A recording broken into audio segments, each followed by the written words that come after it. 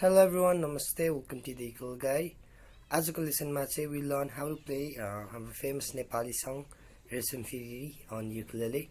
हामी चाहिँ यसको both melody, the lead part and the rhythm part दुईटै हेर्नेछौँ. So YouTube मा चाहिँ यो गीतको different धेरै भर्जनहरु छ अनि different स्केलहरुमा छ. But the original scale चाहिँ G major मा छ. So मैले G major मा गर्न लागो. So सुरुमा चाहिँ यो गीतको मेलोडी हेरौँ. मेलोडी यस्तो छ.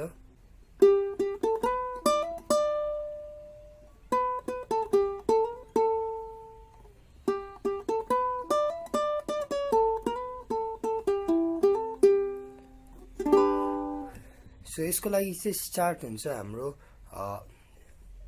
सेकेन्ड स्ट्रिङ थर्ड फ्रेटबाट दुई चोटी हान्ने त्यसमा अनि फिफ्थमा जाने अनि सेभेन्थमा. सो यति भयो. फिफ्थ फ्रेटबाट सेभेन्थ फ्रेटमा ह्यामर गर्ने फर्स्ट स्ट्रिङको यसरी. सो यति भयो अहिलेसम्म. अनि ब्याक टु फिफ्थ फ्रेट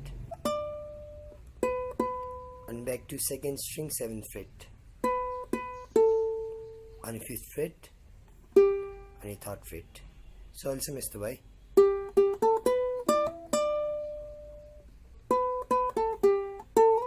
अनि त्यसपछि सेकेन्ड स्ट्रिङ फिफ्थबाट सेभेन्थमा स्लाइड गर्ने.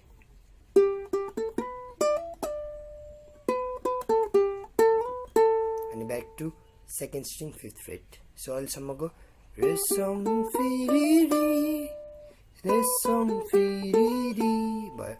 अब अर्को पार्ट उडेर भन्ने त्यो चाहिँ त्यसको लागि अगाडिको रेशम फिरिरीमा जे थियो सेम त्यही उडेर जाउँमा चाहिँ हो. यो अगाडिको नै सेम.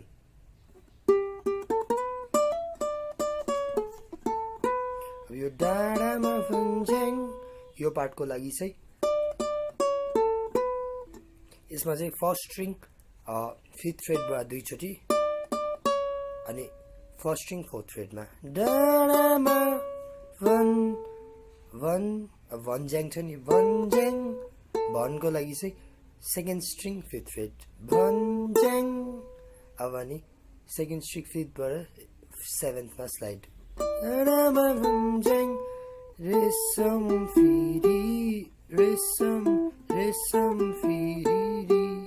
अब भन्ज्याङ भन्ज्याङ भयो. अब ब्याक टु फिफ्थ फ्रेट रेशम अनि यहाँ फिफ्थमा दुई चोटी अनि यो थर्डमा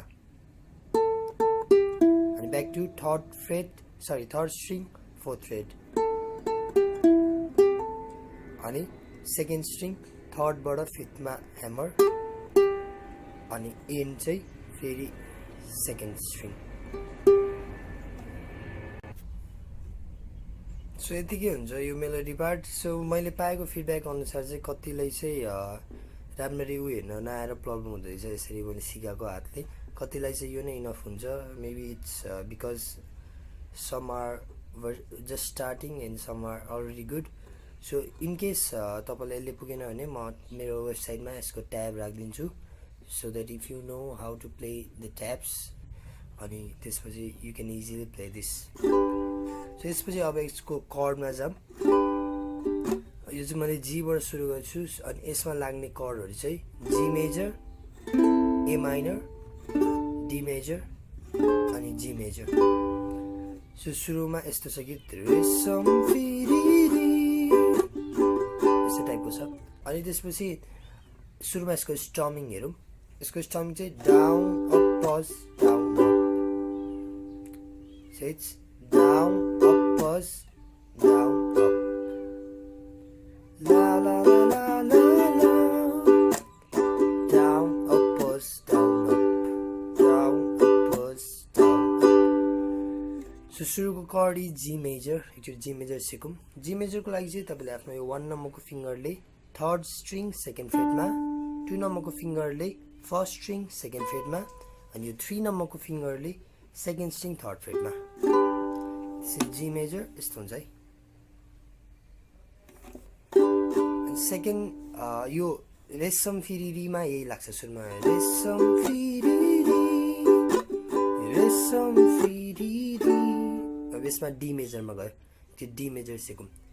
डी मेजरको लागि चाहिँ तपाईँले आफ्नो सबै औँलाले 1 2 3 औँलाले सेकेन्ड फ्रेटमा, तर 1 नम्बरको औँलाले 4th स्ट्रिङ सेकेन्ड फ्रेट, 2 नम्बरकोले 3rd स्ट्रिङ सेकेन्ड फ्रेट, 3 नम्बरकोले second string second freight.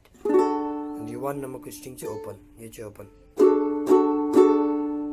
So यतिकै हुन्छ। सो अगाडिको लाइनमा यो दुईवटा कर्ड मात्रै लाग्छ। रेशम फिरिरी रेशम फिरिरी डीमा गयो अनि ब्याक टु जी। उडेर जाउँ कि डाँडामा भन्ज्याङ रेशम फिरिरी, त्यो अघि रेशम भन्दाखेरि डीमा गयो फिरिरी। सो यत्तिकै भयो। यो दुईवटा कर्डले तपाईँको कोरस बन्यो। अब एकचोटि भर्समा जाऊँ। एक नाले बन्दुक दुई नाले बन्दुक मृगलाई ताकेको। सो भर्सको सुरुमा लाग्ने कर्ड भनेको जी नै हो। जस्ट अर्को नयाँ कर्ड चाहिँ A minor, which is very easy chord. A माइनरको लागि चाहिँ तपाईँले आफ्नो यो 2 नम्बरको फिङ्गरले 4th स्ट्रिङ सेकेन्ड फ्रेटमा यति गर्दै पुग्छ।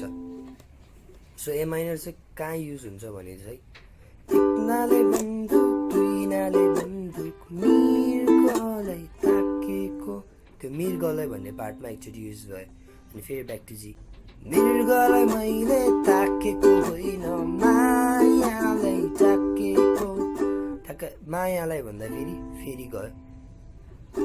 सो यतिकै अनि फेरि ब्याक टु रेशम फिरिरी रेशम फिरिरी अनि ब्याक टु डी। सो यतिकै छ यो गीत। So I taught you the melody part and the chord as well. म यसको मेलोडीको ट्याब चाहिँ राखिदिन्छु मेरो वेबसाइटमा, अनि तल लिङ्क राखिदिन्छु, सो हेर्नु होला। So thank for watching. This was how to play Resham Firiri.